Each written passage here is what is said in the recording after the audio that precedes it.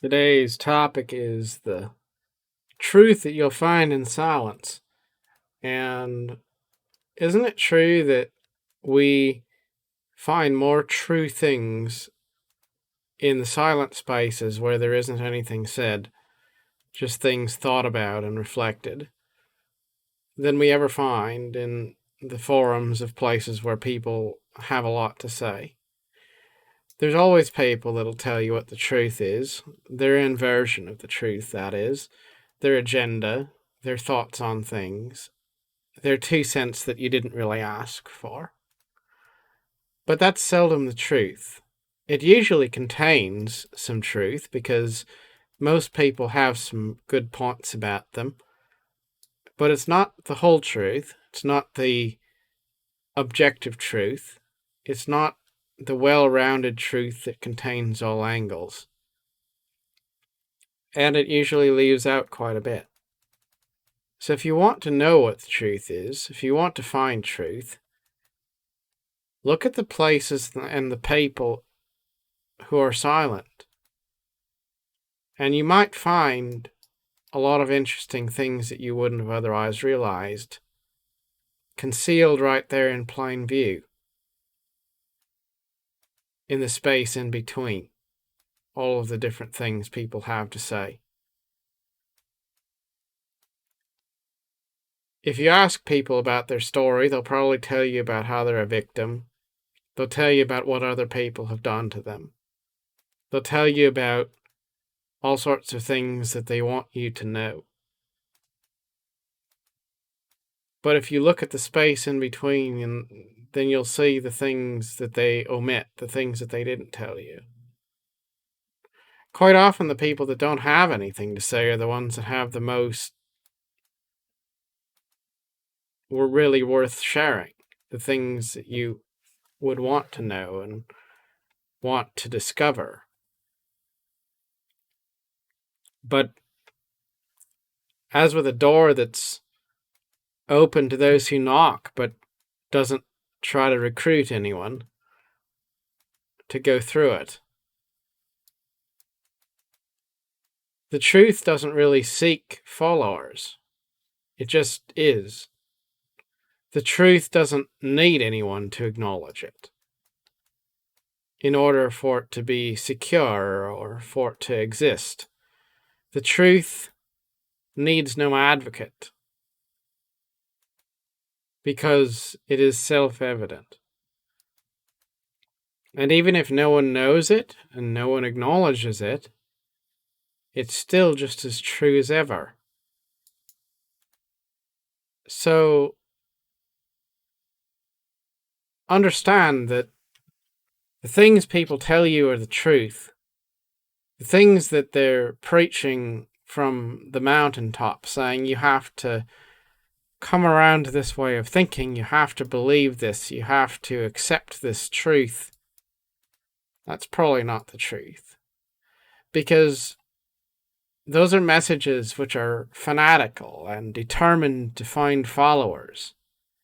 Because they know that if they can't copy and disseminate themselves, they'll go extinct. As all false ideas are prone to do. But truth just exists, quietly, patiently, never asking anyone to believe it, never asking anyone to know it. But those who do seek it will be rewarded in a unique way that only they can understand. So focus more on the quietness in life, meditating on the things that don't make a lot of fuss or noise.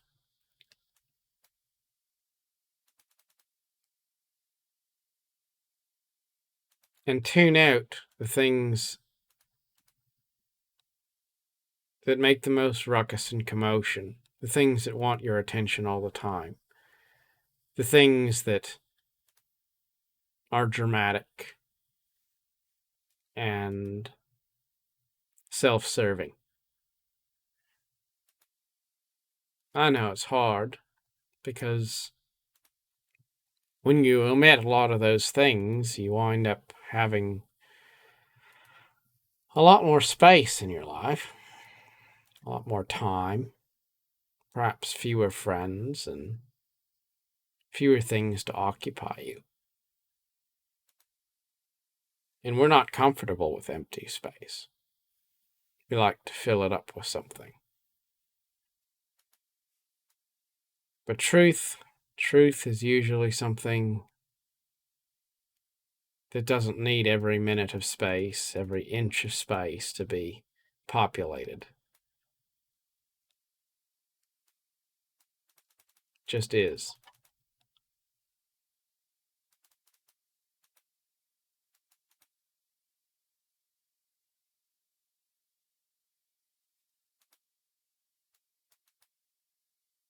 We spend so much of our lives trying to rationalize life, trying to explain life, trying to come up with a doctrine to put it into terms that we can explain.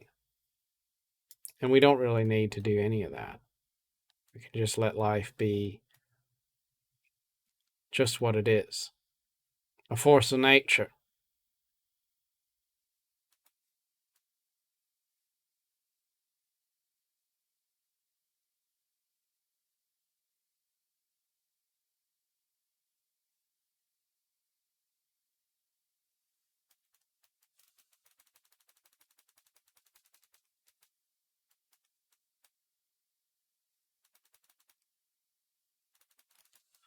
I know personally I find myself falling into a lot of the same old traps quite often. That temptation to be critical of others, the temptation to jump on the bandwagon of being self-serving or judgmental or joining in the fray of fun at other people's expense, focusing on all the things wrong in the world as opposed to the things that are worth celebrating.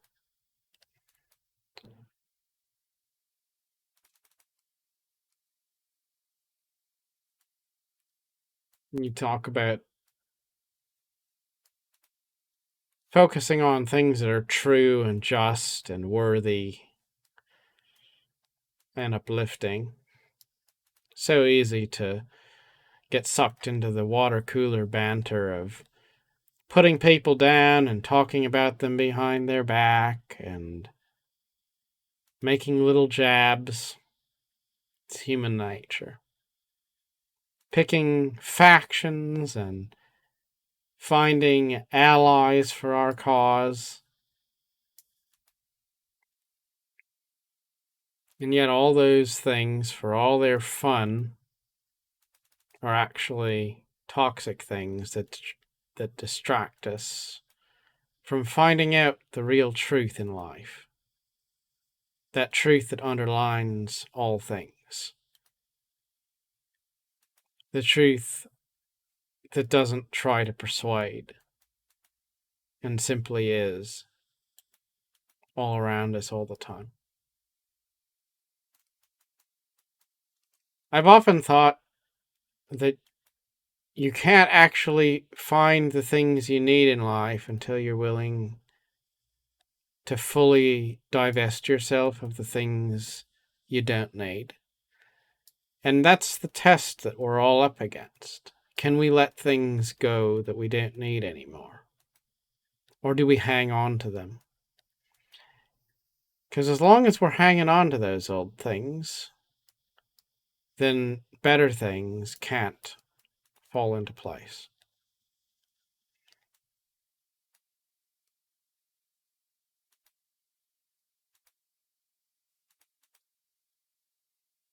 It's worth it every so often to look for opportunities to surrender things.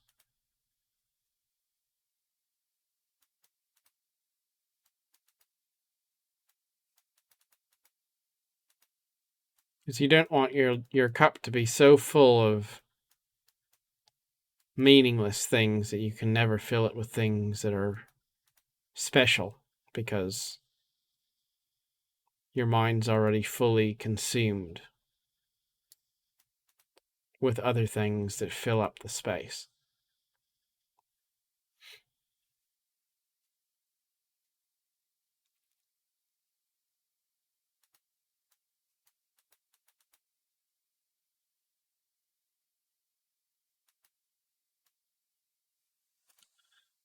Well, I guess I'll close with this thought. It's a paraphrased version of a quote from Moby Dick. Out on a whaling ship, hunting whales. Whales been caught and killed and processed into all the different places where the whale would be processed on the boat. And then the crew would get to work cleaning up afterwards and making the deck all spotless again. And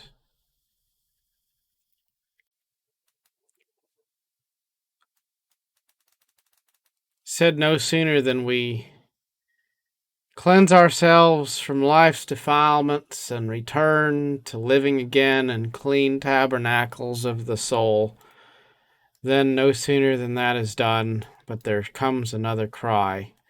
Ahoy, there is a whale, another whale. And so off we go to do again life's tired routine. And that's so true.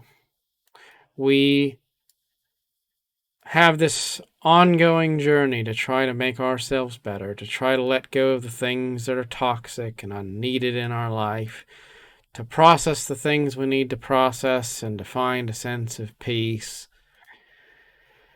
to seek the truth, and to surrender the things which distract us from the truth.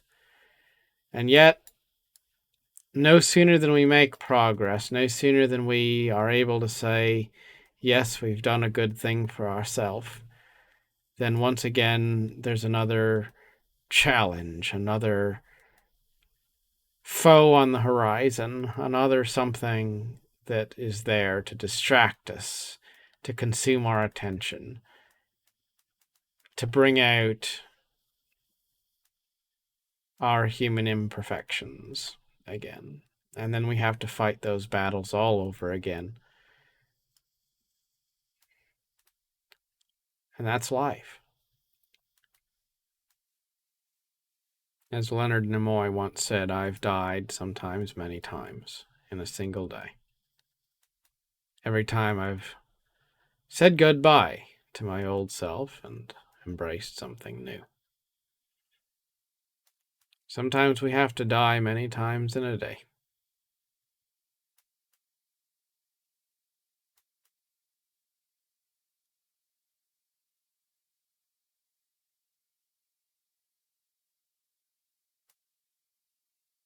In Christianity, there's the principle of sanctification. It's the idea that you get to a point where you're kind of not tempted to sin anymore because your spirit's been cleansed of sinfulness.